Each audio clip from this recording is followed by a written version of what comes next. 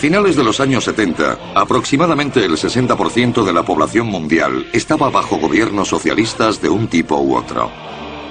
Los comunistas mandaban en China, Rusia, Europa del Este y gran parte de Asia. Los gobiernos socialistas del tercer mundo controlaban 30 países en Oriente Medio y África. Los partidos socialdemócratas eran mayoritarios en gran parte de Europa occidental. A pesar de todos sus problemas, el socialismo seguía en el poder.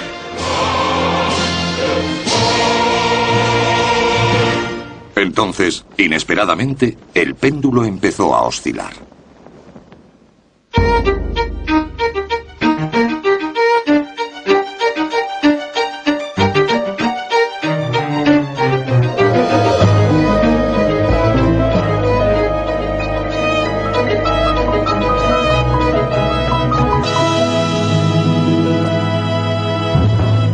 Socialismo, el paraíso terrenal.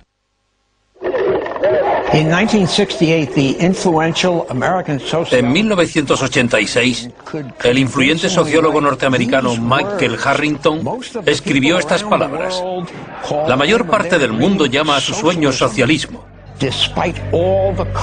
A pesar de las matanzas cometidas en su nombre, el socialismo seguía ejerciendo un fuerte atractivo sobre la imaginación humana.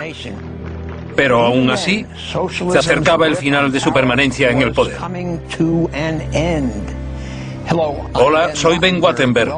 Bienvenidos al último capítulo de Socialismo, el paraíso terrenal. En este documental, las dos grandes potencias comunistas se alejan del socialismo con trascendentales consecuencias. En Occidente, para seguir en la brecha, los socialdemócratas se rebautizan como el Partido de las Empresas. En los kibbutz de Israel, la fe socialista es puesta a prueba por la modernidad, la prosperidad y los cambios generacionales.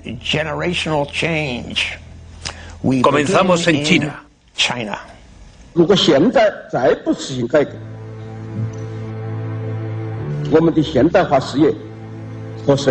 En diciembre de 1978, el Partido Comunista Chino se entregaba a la visión de un nuevo líder, Deng Xiaoping.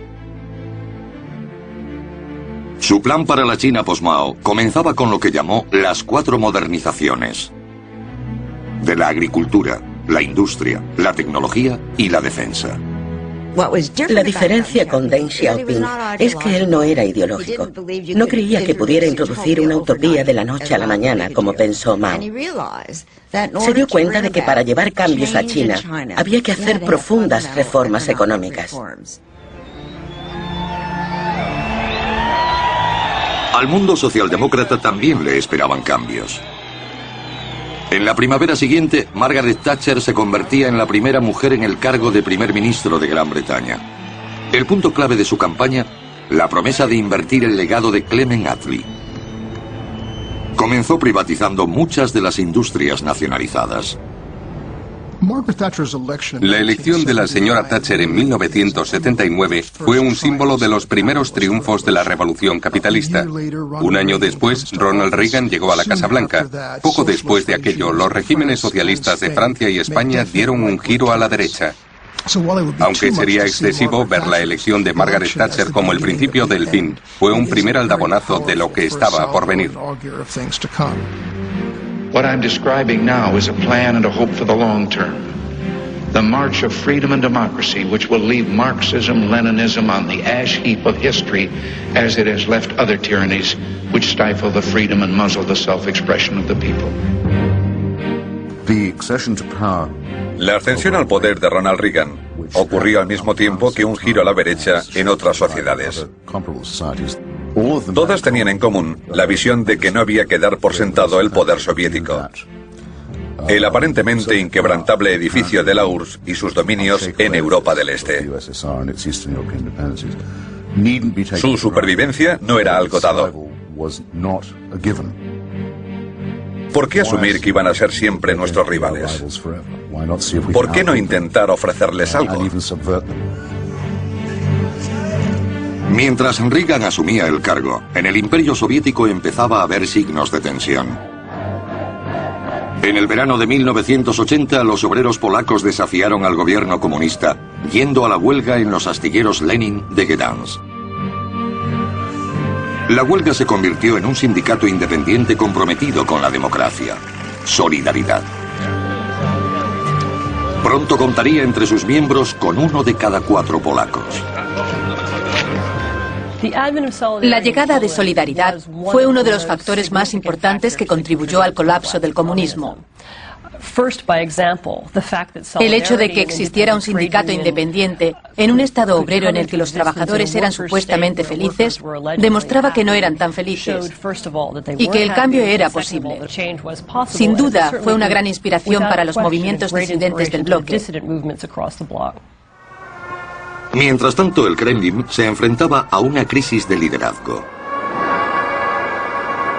En marzo de 1985, los jerarcas soviéticos se congregaban en la Plaza Roja para el funeral de Konstantin Chernenko, el tercer líder soviético en morir en el cargo en los últimos 2 años. La elección del sucesor fue fatídica.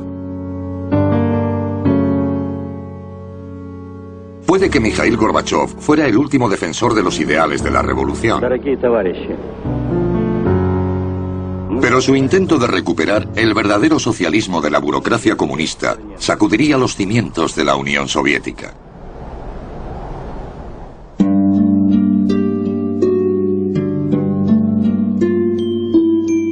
Mikhail Sergeyevich Gorbachev creció en los años 30. Fue un periodo conocido como el Gran Terror. Bajo el mando del sucesor de Lenin, Joseph Stalin, millones de personas fueron detenidas y a menudo ejecutadas. Los especialistas afirman que al menos murieron 20 millones. Gorbachev era nieto de un rico campesino de los llamados kulaks, que fue arrestado y deportado. A principios de los años 30, los kulaks fueron colectivizados, o sea que los mandaron a trabajar en granjas colectivas. Los que no accedieron fueron deportados, ejecutados o enviados a campos de concentración. Su otro abuelo fue detenido en los años 30 y también estuvo en un campo. Creció sabiendo lo malo que tenía el sistema, lo ocurrido durante la época de Stalin. Y eso probablemente tuvo efecto en su política posterior. Cuando Gorbachev se convirtió en secretario general en 1985, sabía que el sistema soviético no solo era cruel, también era completamente ineficiente. Piense que se está preparando para el carné de conducir americano. Es un proceso difícil y muy tedioso. Imagine hacerlo todos los días. Así era la vida soviética. Todo el sistema estaba basado en gente que fingía trabajar y en un gobierno que fingía pagar. Se usaba mucha gente cuando lo que hacía falta eran más cerebros. La incompetencia, la sensación de no ir a ninguna parte, fue la sociedad que heredó Gorbachev. Pero para Gorbachev, el problema no era el sistema soviético, sino la forma en la que estaba siendo dirigido. El partido único, el socialismo de Estado, era, según Gorbachev, una elección libre y voluntaria de los rusos. Creía que así se podría relajar el control. Pero no pensaba cambiar algo que consideraba muy importante: la nacionalización de la economía, que para él era la base del régimen soviético. Gorbachev tenía un diagnóstico para lo que aquejaba a la economía soviética: la burocracia. Su prescripción para combatirla fue la perestroika. Perestroika significa reconstrucción, transformación de las cosas. Gorbachev pensó que era posible hacer todas esas cosas dentro del sistema centralizado que existía en la Unión Soviética. Ese fue su error. Gorbachev se dispuso a reducir el papeleo. Pero todo el sistema estaba hecho de burocracia. A pesar de los esfuerzos, parecía correr sin avanzar.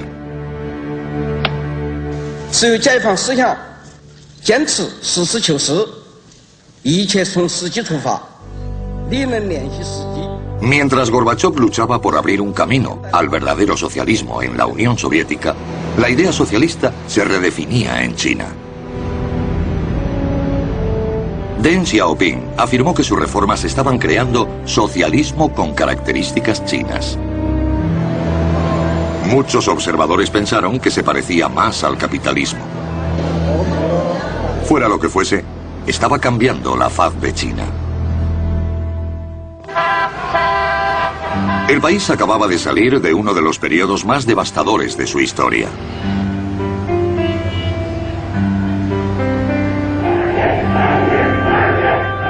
Después del fracaso del gran salto adelante, Mao Zedong lanzó la gran revolución cultural proletaria. El objetivo era limpiar el país del capitalismo y la influencia burguesa. Pero la nueva revolución de Mao perdió pronto el control. En la siguiente década, 100 millones de ciudadanos chinos fueron perseguidos, incluidos dirigentes del Partido Comunista.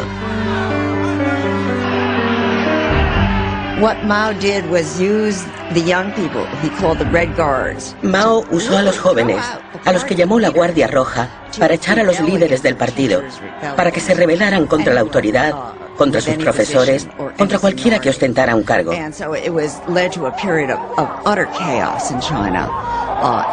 Eso desembocó en un periodo de caos económico y político.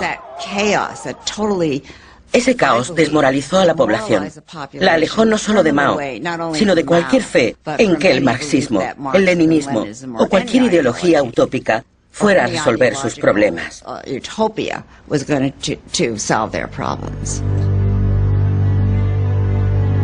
Deng había estado con el movimiento comunista desde el principio y fue uno de los consejeros más cercanos a Mao. Pero su pragmático punto de vista le había generado problemas más de una vez. Durante la Revolución Cultural fue expulsado 2 veces del poder. A su familia le fueron peor las cosas. La Guardia Roja empujó a su hermano al suicidio y su hijo mayor saltó por una ventana, lo que le provocó lesiones que lo dejaron parapléjico.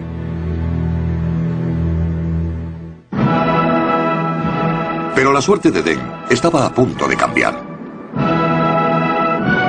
La muerte de Mao en 1976 dio lugar a una feroz lucha por el poder que terminó ganando Deng.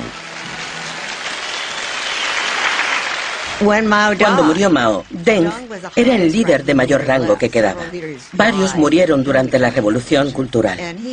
Regresó al poder con algunos de sus viejos camaradas comunistas que lo apoyaron y que estaban desilusionados con la política maoísta. Estaban abiertos a todo.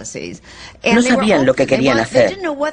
De hecho, el eslogan que usaron fue: "Tenemos que sentir las piedras mientras cruzamos el río para llegar al otro lado". En 1978, 18 familias de la provincia china de Anhui hacían un pacto secreto. Dividían su granja colectiva en parcelas individuales. Trabajarían de forma independiente y cada familia podría quedarse con los beneficios que obtuviera. Si alguno era detenido, los otros prometían encargarse de los hijos. Cuando Deng se enteró por uno de sus colegas, gobernador de la provincia de Anhui, dijo: "No los detengáis, veamos cómo funciona". Y cuando este gobernador informó de que los ingresos estaban aumentando y las cosechas se habían duplicado, Deng dijo: "Ese es el camino a seguir". A principios de los 80, inició esa misma política en todo el país. Las comunas fueron descolectivizadas. Deng Xiaoping tenía un dicho que enfurecía a Mao: "No importa si el gato es blanco o negro, mientras caza ratones".